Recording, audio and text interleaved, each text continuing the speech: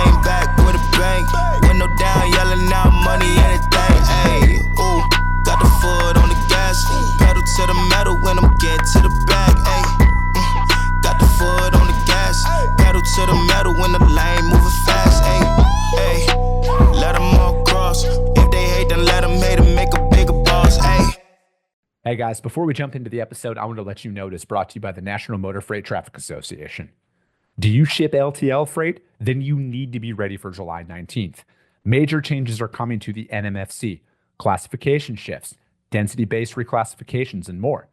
Don't get blindsided. Visit nmfcchanges.com to get prepared with official resources from the NMFTA.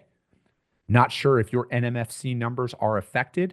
Use the NMFC item lookup tool at getclassification.com. Just enter a single item or upload hundreds and instantly see if your items are being reclassified or renumbered. It's time to get it together. These NMFC changes will impact how you quote, route, and bill your LTL freight. Visit nmfcchanges.com now for tools built specifically for 3PLs and shippers just like you. Stay ahead. Don't let July 19th catch you off guard. This episode is brought to you by SPI Logistics, the premier freight agent logistics firm in North America. For over 40 years, SPI has been diligently building the most successful freight agent network to provide first-class relationships for our shippers, receivers, and carrier partners. We are more than another transportation network. We are a dedicated team of professionals united by one singular purpose, and that is to expedite our agents' success. All of our agents are set up for success on day one, as they are provided with a full suite of support staff that is ready to assist them with everything from after-hours emergencies to financial and administrative needs on a no-fee basis. This way, you can focus on continuing to grow your business. There is no financial risk to start, and you have the ability to earn up to 75% in commissions. If you are looking to take control of your financial future and build your business with the backing of one of the most successful logistics firms in North America, visit www.spi3pl.com to learn more. Do me a favor and let them know that the Freight Coach sent you. What is up, ladies and gentlemen? Welcome back to another Freight Coach podcast. We're doing one of these rare pre-recorded episodes out there, you guys. And that's because, like I always say, all of my guests have day jobs. So sometimes we can't make the schedules align with the live show, but we go out here and we get it done no matter what. And, we've done a few of these episodes already, and we're going to continue to drive this message home, you guys, because the NMFC code changes are coming. All right. It's getting closer by the day out there, and we need to be more and more prepared for this. And my friends over at the NMFTA have a ClassIT Plus already put together for us to help bring some more knowledge and everything out there. And we're going to talk about that a little bit more today. So I have Mr. Joe Ohr back on the show, and I want to have a special welcome to Holly Taylor, the first time attendee on the show today. So you guys, thank you so much for taking the time to join me today. Thank you. So Holly, I got to start with you, and I'm going to try not to make any jokes about your first name and my last name being Holly. Holly, and it's one of those ones that I kind of giggle every time I say it. But so Holly, what is your role over at the NMFTA? Kind of like, what are you spearheading over there? Yeah, absolutely. I am the director of product, so I have been living and breathing ClassIT Plus for a very long time. So all of the efforts that our team is doing, it's just been amazing. And so we're really excited for that July 15th date there for the release. July 15th for the ClassIT Plus. Yes. And it's getting up and ready. So, what does it go to kind of like building something like this up, right? Because obviously the code changes and everything that are coming up, like this doesn't just happen overnight. And it seems like it's kind of been a multi-faceted approach to kind of build that out. So like, putting this together, and before we, kind of talk about the structure of the ClassIT Plus of it, like what can users expect when they're going in there for the first time? Yeah, we really focused on, just bringing ClassIT and to ClassIT Plus, making it modern, making the tools that are needed for classification more modern. We're focused on the performance. We really went out there and we just talked to people. We talked to our current users, our current ClassIT users, and we did the research, and we talked to people within the industry. We talked to our own members, and we really took their feedback to heart. And we focused on what they wanted, and they wanted something modern. They wanted something that the performance was, just near real time. They really wanted that experience that you expect whenever you go out to any search engine, right? It's like, we want modern. And so that's what we really focused on. So, with all of that being said, what is some of these, like, what are some proactive steps do you think, with the NMFC rollout happening here in, July 19th, right? So again, you guys, I got to remind yourself, July 19th, 2025, be ready. It's all coming out. What are some proactive steps that, leaders can take out there in the industry to better prepare their customers? Because, if there's anything I've learned inside of the business, we need to reiterate these changes and this information on like a weekly, if not a daily basis, because it's inevitably somebody's going to be, where did this come from? Why weren't we ready for this? Yeah, we've really put a lot of effort into just educating the public and getting the message out there. So we have a lot of tools. And so if you go to nmfta.org, you'll be able to access all of these tools. We have nmfcchanges.com. It's just a complete list of all of everything you need to know about the changes that are going to take effect on July 19th. We have a free tool that we just launched back in April. It's called, if you go to getclassification.com, you can access the NMFC item lookup tool. All you have to do is register, enter your email address. It's a free tool. You can actually enter your item numbers, or that the most common ones that you use now. You're like, how do I prepare for this, right?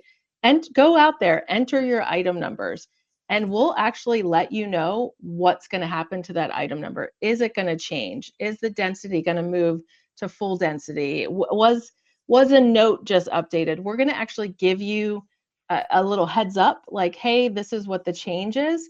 And then that'll help you prepare. And we'll even tell you if there are no changes. So then if you have a list of 500 item numbers that you and your business use, and you see that 200 of them won't change, then you know that you don't have to worry about those 200. So it's a really great tool, and it is free, and it'll really help people get prepared. And then obviously we have ClassIT+.com, which is just going to list out all the features and benefits to ClassIT Plus, so that you can then get prepared to transition to that product as well. Okay.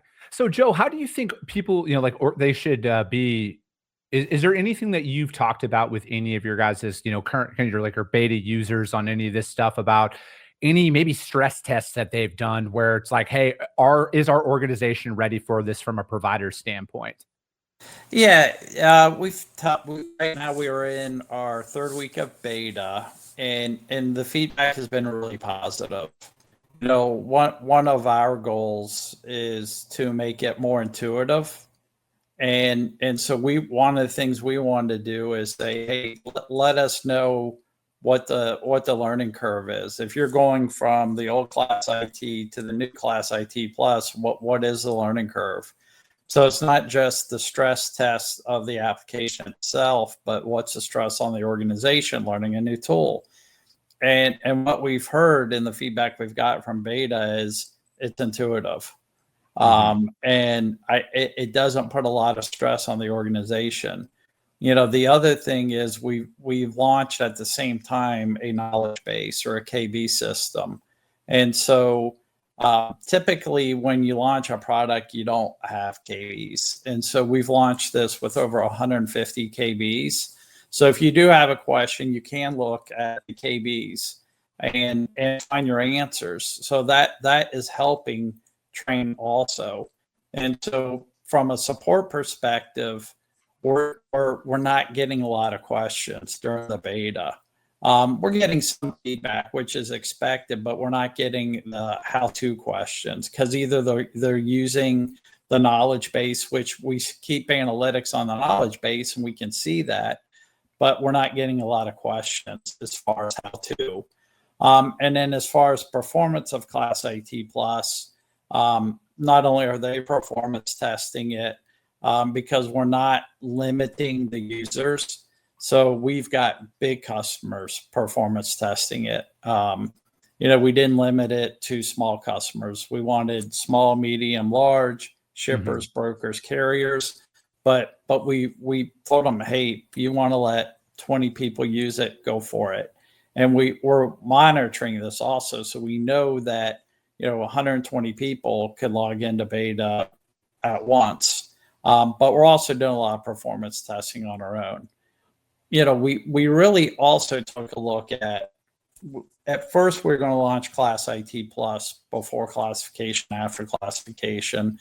But we really saw it as a tool, not just an application, but a tool to enable the transition to the classification changes. So we took a really different approach to it, because the people that are using classification now are different than the people that use classification 20 years ago, that utilize the NMFC book.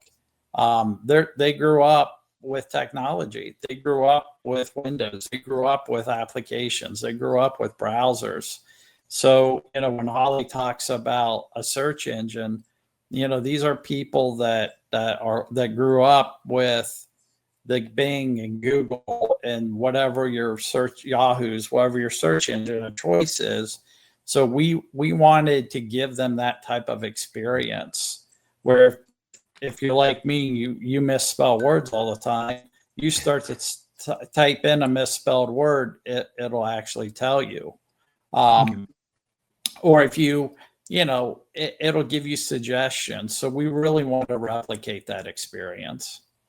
So what are some things, and maybe you guys have heard this from, feedback from some of your beta users as well, like what can companies do to avoid or minimize any potential operational disruptions out there, right? Like, again, like we talk about, maybe doing some stress testing and stuff like that.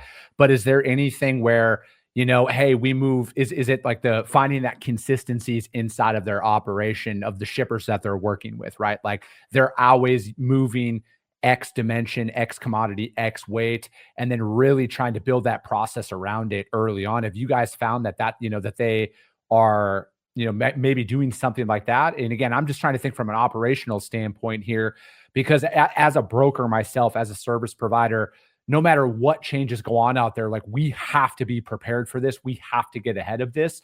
Our customers are going to look at us of like, hey, we did our own research. We've known about this for a year. Why weren't you ready? You know what I mean?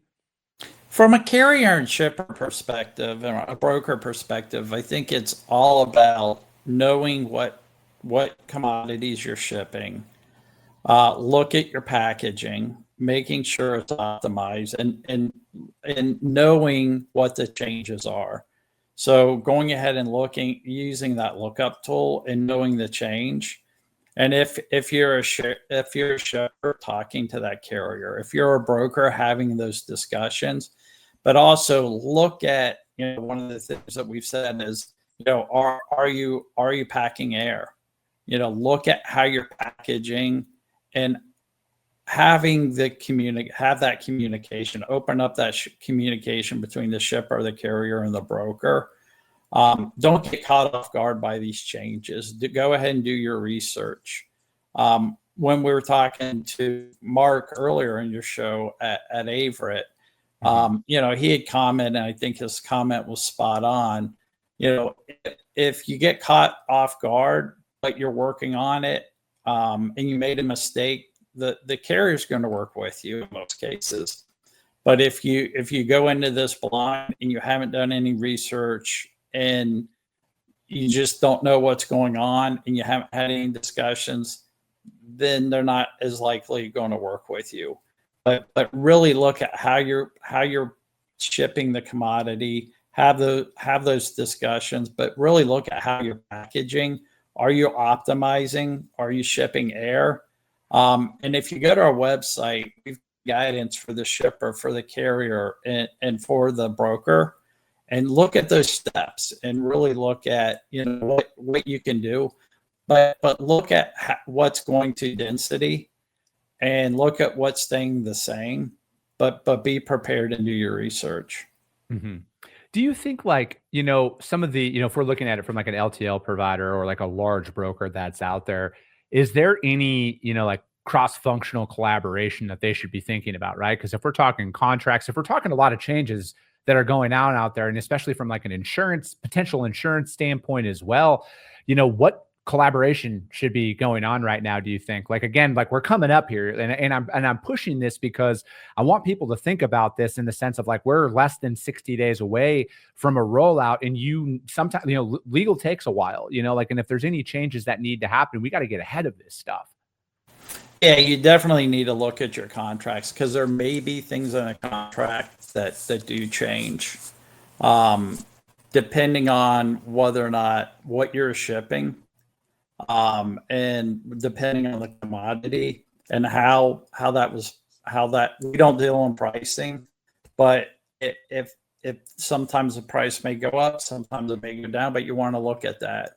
A lot of people think that there are things in classification that have to do with freight of all kinds. Mm-hmm. That's not mentioned in classification, but if that's in the contract, but you're going classification, you're going to want to look at that. So you're really going to want to look at the contracts and see how it's reflected in the new NMFC changes. So when we're talking about a lot of all of these changes, and then from like an internal structural standpoint, working with your customer and everything, Holly, what can people expect when they're coming in here to get into the ClassIT Plus platform? Is any of the stuff that we've been kind of talking about going to be in there? Like, what is that user experience? What can they expect to do when they're, signing up for this? Yeah, they can expect transparency and usability. So, Joe was mentioning earlier that we really focused on the intuitiveness of the product. We also focused on data transparency. What are the changes? So one of the really great new features that we have is it's just the what's new feature. Essentially what we're going to be doing is we're going to be telling you what's changed. So the more you use the system and the more we track your search history, you can have favorites. The more you use the system, the more it becomes beneficial to you. And what do I mean by that? I mean that we're going to let you know when the items that you look for, that you search for, that you have as a favorite, when those items change, we're going to let you know. And so we've set up a system of a notification system that you can have on-screen notifications. So if you're actually in ClassIT Plus, you'll get a notification when something you've searched for, something that's your favorite, something that you have a comment on, that if that has changed. The NMFC does changes a few times a year. In 2025, we're going to do 2 changes. So whenever something that you search for, your favorite or whatever, whenever something changes, you're going to be notified. We also have a setting in there where you can go in and you can actually set it up so that you receive an email. So if I have a list of favorites and I want to get an email when anything on that list changes, I can set up an email notification for myself. So, we hope that our users really take advantage of these features, because it's really going to help them grow and come to understand the changes as the NMFC continues to evolve, that these notifications are really going to become, that first line of defense for them as they, want to be prepared. We're going to give you those notifications so that you can easily find your changes. So when you're saying changes, like when these changes happen on July 19th, like this isn't going to be hey, they're going to be updating this like on a biannual or an annual basis. This is like essential. I don't want to say a one-time thing, but for the foreseeable future, when these changes do roll out, users can expect to see this for the foreseeable future, correct? Correct. Yeah. And actually, when you log in July for the first time, you're still going to get to go to that what's new feature and see all of the changes right there in one place. Mm-hmm. So not only are you going to be able to see what's new or what's changed, but you're also going to be able to see what was canceled. And if something was canceled with a reference or, replaced, then we're going to actually tell you what replaced that item as well. So it's going to be listed right there where it's going to be very, kind of in your face, it's just, we really want people to embrace this feature and make that your first stop so they can really see what the changes are. So how does this, in what ways does this support, more accurate and faster classifications? Yeah, so like I said, in the future, as the more you use ClassIT Plus, the more accurate your classifications are going to be, because we're always going to let you know when something has changed. So if you're searching for an item and that item was canceled, we're going to let you know what replaced it. So if you're searching for that old, let's say something is canceled in July, and you search for that item, we're going to let you know, hey, that's canceled. You're going to want to use this instead. So we're going to point you to what replaced it. So, it's just going to keep you up to date. It's going to keep you current with the latest data changes. So, I mean, do you think that this is going to expedite kind of like digitizing and modernizing the entire LTL space at the end of the day? I mean, because there's been some pushes that are coming out there, but this, to the best of my knowledge, is the only specific tool, regarding this. So do you see this in pushing to digitize more of these transactions, do you think?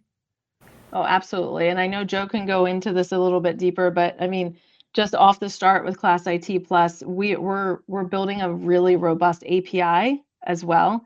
Mhm. And so that's really pushing those integrations with, like you said, automating the data, making it more accessible. So we're really looking, it's not just us, people are looking to modernize, to really go digital, and they're looking to use our APIs to make that happen.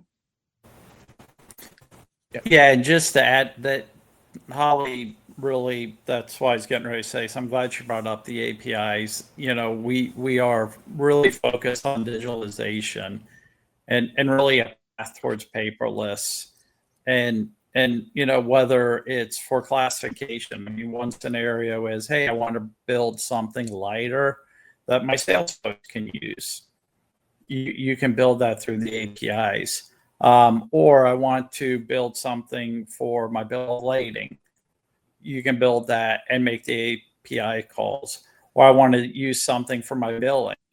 You can build that also. Or I want to integrate it into my TMS. One of the things that we're doing is, we're giving the TMSs the opportunity to go ahead and play in the sandbox that we stood up last week. And so, we really want the feedback. So we're really launching a lot of APIs because we think that the future is moving towards the APIs. You're always going to have a need for the website because you've got the people in the docs, you got the people in the back office, but there is a really big need for the integration to tie all this data together. Even if you're a dimensioner company, you may want this data. And so we want to have a robust set of APIs that you can utilize so that you can start to transition to more of a paperless integration system. And so that's why we really looked at the APIs. So is your guys' API documentation published already on your website where people can go in? When you say, go in and play in the sandbox, is there a way for, people's, teams to go out there and see? Because, when we're talking, every company essentially has their own TMS system, right? Some have proprietary, some have off the shelf style products. And, some API integrations can, take a little bit of time. It might not be the most complex thing for some of the most seasoned IT professionals out there and people who have a basic understanding of how to do it. So what can people expect during that implementation, during testing and everything? Yeah, they're all documented on, if you go to NMFC changes, there's a link out there and we've got all the documentation out there. You'll also here shortly see the Swagger that's out there. The API beta starts this week. And we opened up the sandbox to integration users. And so, it may change slightly, but the documentation is out there and it's a full set of documentation. The documents all our APIs. So if you're an API user at a shipper, a broker, or a carrier, or if you're an integration person, take a look at it because it really is it will get you going. And we know a lot of people have already started to utilize it to start to integrate their APIs. Okay. What obviously all of my experience with you guys has always been at the cybersecurity conference. And when I hear API, when I hear a lot of this stuff, when we shift to a digital anything, cybersecurity is, now thanks to you all is the first thing that comes to my mind with literally everything. So, what are some cyber or data integrity considerations that people can be aware of when we're going on out there, and how are you guys protecting everybody's data? Because obviously data is everything. Yeah, so we don't, with the data, so we took the approach of, first of all, the way we're connecting is really secure. We changed the license model when you connect to ClassIT, so we use Okta. So we in cybersecurity, we always push that two-factor, that multi-factor authentication. So it is Okta. Second of all, we focus on secure by design. And the secure by design is what we enforce. We also, when you go cloud-based, we say, hey, everybody on security. And so we've just rolled out another third-party security that monitors it in addition to us. Therefore, if something goes bump in the night, it looks at it. We do geographical security. So, we pretty much know what country should be logging in, what shouldn't. And then the other thing, so we do internal pen test, or we do internal penetration testing. We've recently had CISA. One of the things we advertise is CISA does free pen testing. We had CISA do pen testing. And then we actually pay to have a third party come in and do penetration testing. And they're actually doing that right now on our beta system, and they'll do it on production also.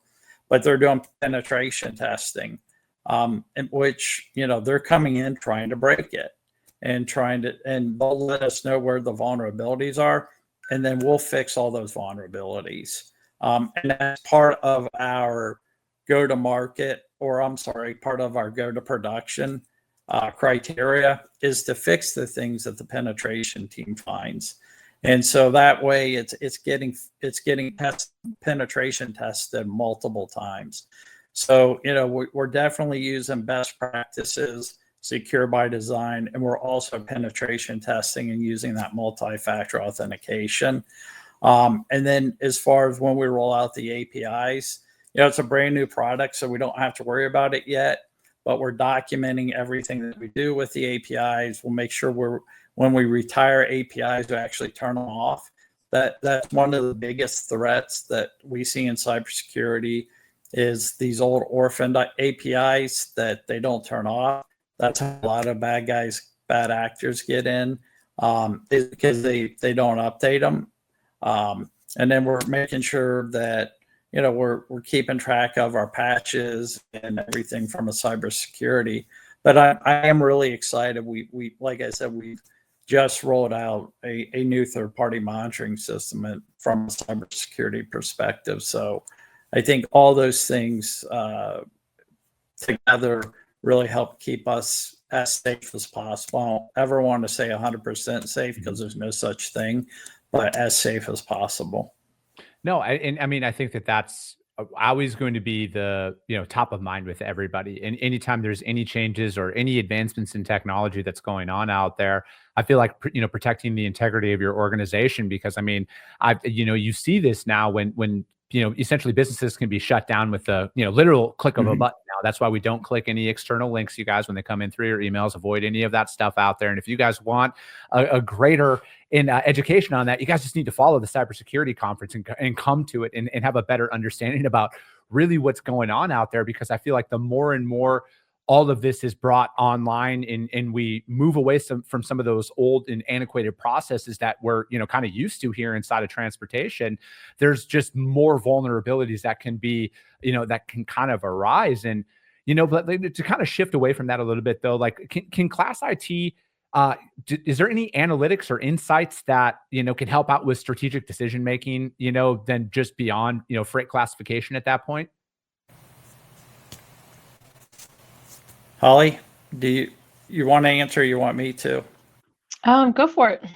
Yeah, so one of the things that we're looking at, in a second phase of that's going to use more AI, but one of the things we're looking at is most people use about 20% of the book, and in a company. So we are looking at what people search for. We're looking at what freight people are carrying, and so we are looking at those analytics to say, okay, what makes the most sense? What are people hauling? We're also creating partnerships, and we're looking at potential partnerships to say, okay, how can this help us as far as how we look at how things get classified. We always want to look at classification itself, and how we make it better. And so, through our partnerships and through the data in ClassIT Plus, and through what people are getting classified and what people are searching for, those analytics will help us make sure that we are focused on the right things. And so we're always looking at that from an analytical perspective. Okay.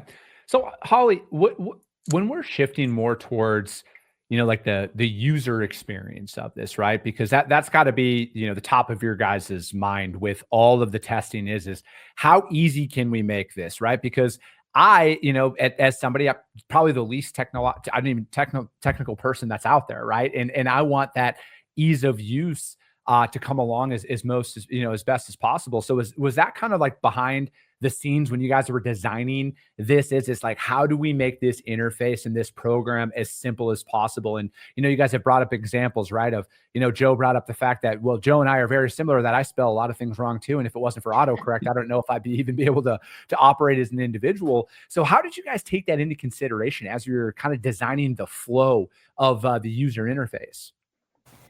Yeah, we looked at a lot of different areas. So we'll start with search, right? So we want to make sure that search is simple, but we also don't want to limit. So not only do we have, internally we kind of call it the simple search or the default search.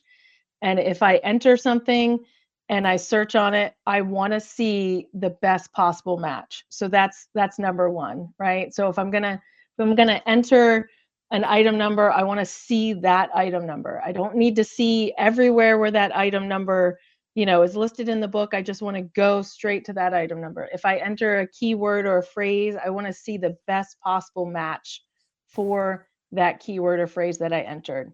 We also offer suggestions. So as you're typing and as you're entering those keywords, we're going to make suggestions as you type. So it's like, are you looking for this? And we're just gonna have that list of suggestions changing as you type. We're also gonna allow you, we didn't want to take away anything. So we have what we call a detailed search. So the detailed search is just that. If I enter an item number and I want to see every single spot in the data in the old school book where that item number is mentioned, then I'm going to do a detailed search and I'm going to see every mention of that item number, of that keyword, whatever I entered to search on. We're also going to give you the opportunity to search by, different filters and dates and effective dates. And we didn't want to take anything away, but we did want to make it really simple and then give you the option to expand upon your search results if you'd like to. When we started looking at just the usability of what are you going to do once you get these search results, we really wanted people to have the opportunity to save their searches. And so we're going to give you the opportunity to mark it as a favorite. So if you have a specific search or specific item that you're constantly looking for, then you're going to favorite that. Perhaps I have an account who maybe has some quirks when it comes to a specific item. Well, let me add a comment so that I can remember that from now on. And then what about, last week I found this item. I don't remember what the number was. Let me go back and look. So we're going to track your search history so that you can go back to your previous search results and you can find what you were looking for. We're going to give you complete control on how you access everything. We're going to have a dashboard so that, and that dashboard is customizable to the user, to you and your needs. So you can customize it, make sure that what you're looking for, what you need is right there on that dashboard. We're going to actually give you access to the NMFC book. And what I mean by that is key sections in the book, you're still going to have access to, but it's just going to be online. So if you want to see some sample forms, a bill of lading, you want to see a sample, we're going to give you access to those samples. The book has some really great, information on procedures and best practices. We're going to give you access to those procedures and best practices. And those specific items are going to be available as a PDF, and we're going to allow you to bookmark those. And so it's just really about ease of use and accessibility. Speaking of that, we want to make sure that no matter what device you're on, you're going to have the same wonderful experience. So if you're on your desktop or your laptop or a tablet or your phone, you're not going to lose any of these great features. And it just goes on from there. If you're actually a large, a company and you have multiple users, you can actually set up what we call the company common, and it allows your users to share things across the board with each other. So if you have comments or favorites or, a search history or something that you want to share to the company common, then you can, and then everyone has access to that same favorite, that same comment, and you can actually make comments back and forth with each other. Now, you can keep everything private. Again, you don't have to share, but we give you that ability. And we haven't gotten rid of synonyms. Synonyms is a really great feature that we've used, that we have currently, and we've retained synonyms. So not only can you create synonyms for yourself, but then you can share those synonyms across the board with your company. And the great thing about that is the minute you share the synonym within your company, that synonym is immediately searchable, like by anyone in your organization. So there's nothing you need to do other than share it. And each one of these features contain other smaller, features and action items that are universal across the board. Again, it's all about simplicity, that usability and intuitiveness that we really focused on. So you learn it once and you know it across the board. You're not going to go into search and see a feature that you don't see somewhere else, so it's all about that intuitiveness. So do you see this is how things evolve, right? Because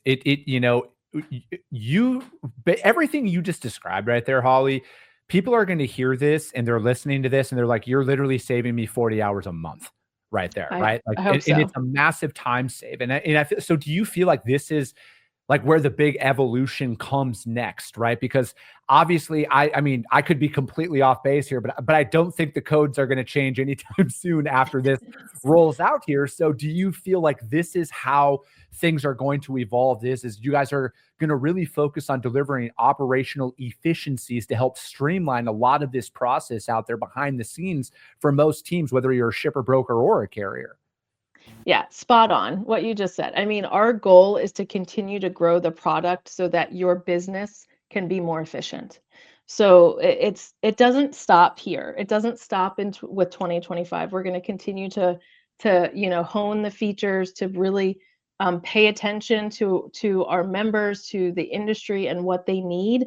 We're going to start to implement even greater tools on the search side. Bring in that AI element to really customize the experience and give better results and better suggestions. It's just going to continue to grow. So like I said earlier, we really are building ClassIT Plus to be, the more you use it, the better it's going to be for you. So do you think you guys can put a stamp on it that the NMFTA, this is what they're doing to help the industry adapt to these rapid changes, from a regulatory and from a technical standpoint, right? Because I mean, obviously you guys are streamlining the EBOL as well. So I feel like, do you guys think like, hey, we're putting our flag in the sand here that we are going to help the industry move forward from that multi-pronged approach, over the next, again, 5 to 10 years? Yeah, I mean, and again, you said it perfectly. I mean, we're really looking at the big picture. It's not just about, ClassIT Plus and the classification. We're looking at that whole digital experience with the EBOLs and with additional standards that we're going to be providing. So yeah, our goal is to just make things more efficient for your business, and it's going to start here. No, I love it. And, from my perspective, this is, and I've said this on multiple episodes now, there are very few opportunities that come about in business where you can literally make your customer's life even easier, right? And I'm just coming from like a service provider standpoint here. From my role as a broker, there's very little we can do or say in the beginning with a customer that like they haven't heard before. This is one of those rare moments where you can legitimately change the trajectory of your customer's business by bringing a lot of this information to them and setting them up for success. Because how many companies out there strictly just move LTL across the country? Lots, right? And then are you that service provider, whether you're an LTL carrier, an asset-based carrier, or a broker? Did you like educate your customers and bring them up to speed so when July 19th happens, it is as seamless as humanly possible, right? Like it's not going to be perfect. Anytime there's any changes, there's going to be things that pop up, but we got a long runway here, right? Like a lot can happen over 60 days. You can run as many stress tests as we've talked about, on this episode. You can get signed up for ClassIT Plus. Like all the resources are at your disposal, and you guys have legitimately taken this from that approach to really bring the industry up to speed on this. So, I guess with that being said, outside of July 19th, 2025, where else can people go to be in contact with you guys to sign up for ClassIT Plus, to get a hold of any of the changes from the NMFC so they can print all of that stuff out and just be better prepared for it? Yeah, we have a lot of webinars. So we have a lot. In fact, we have one coming up on May 29th. Well, this week on May 29th, we have it's called an Ask Us Anything webinar. And I'm going to make a joke here because this is, we like to have fun. Joe set this up. It was a very brilliant idea. We don't like to tell him that very often, but these Ask Us Anything webinars, it started off as a 30-minute webinar where literally we just sat there and people sent in their questions. We had to extend it to 60 minutes, and we still can't answer everyone's questions. So, but we do. This week we have another Ask Us Anything webinar, and they're free. All of our webinars are free. So please join us. Ask us anything that has to do with the NMFC changes, classification, ClassIT Plus, transitioning over to ClassIT Plus, purchasing ClassIT Plus, whatever you need to know, we're here. We're going to continue to hold more of those events throughout June and into July. We also have another webinar, I believe it is June 11th, and that will be kind of about the beta experience. We're going to be interviewing and just kind of talking with some of our beta participants and going over the beta experience and the program itself. But we're going to continue to have more webinars throughout June as well. And not only the ones that are coming up, we have an entire library of webinars that we've held over the last several months. They're all free. Just go out there to ClassITplus.com, NMFCchanges.com. Really, anywhere you go, you'll get access to these webinars. Again, everything is free. We just really want people to get the information they need. And if you're interested in purchasing ClassIT Plus, if you're interested in learning more about the changes, if you're a current ClassIT subscriber and you're interested in transitioning over, hopefully you've already received a lot of communication from us, but just reach out. We're here and we're ready to answer your questions. Perfect. I love it. Joe, do you have anything to add to that, or Holly kind of summed that up pretty good? She summed it up well. Again, we do the webinars every 2 weeks now, at least. We're doing a webinar. And so it's the answer classification changes in ClassIT Plus. And the thing is, if you get ClassIT now, the license just transitions over to ClassIT Plus. So it gives you a heads up on what's coming up. So, that's one of the ways you can go ahead and stay ahead of things, and really start to be prepared. So, we really want to help, and this is a big change for the industry, and we're excited. And we take it serious. We'd all be lying if we'd say, hey, we're not anxious about it. But we're super excited about it also. And so we think it's the right change for the industry, and it was driven by our membership. And when we go out and talk about it, we get great feedback. So we're really, really excited for the changes and to get the feedback on ClassIT Plus that we're already receiving. No, I am too, right? Like you guys have truly built up a phenomenal library for people to utilize, to go out, check out those past webinars, to get signed up for all of this stuff, to get prepared for it. And, it's a very big thing. But it's an exciting change, right? I feel like everything Holly was talking about there, from an automation, streamlining process like that, that's going to just be music to people's ears who have been like banging their heads against the wall, trying to keep stuff organized. And it's an exciting time, and especially inside of the industry. And, the people just need to get prepared. They need to get ready. They got to get ready for July 19th, 2025, ladies and gentlemen. But that's going to be it for this episode today. If you guys cannot find any of this information that the NMFTA has just talked about, please hit me up. I will gladly put you guys in direct contact with them. We'll have links to everything out there in the show notes and posts and all of that stuff, you guys, to make it as easy and seamless as possible for you to find what you need. But again, if you cannot for whatever reason, hit me up. I will gladly put you guys in direct contact with them. That is going to be it. As always, if you guys got value in what you heard, subscribe to the show, you guys. If you're feeling really ambitious after this one, which you should be, because this is a massive opportunity, rank the show on iTunes and Spotify, because if you saw value, that's how your network's going to see value as well. I appreciate you guys. I love you guys, and we'll be talking to you soon. Came back with a bang, window down, yelling out money, anything. Ayy, ooh, got the foot on the gas, pedal to the metal when I'm get to the bag. Ayy, got the foot on the gas, pedal to the metal when the lane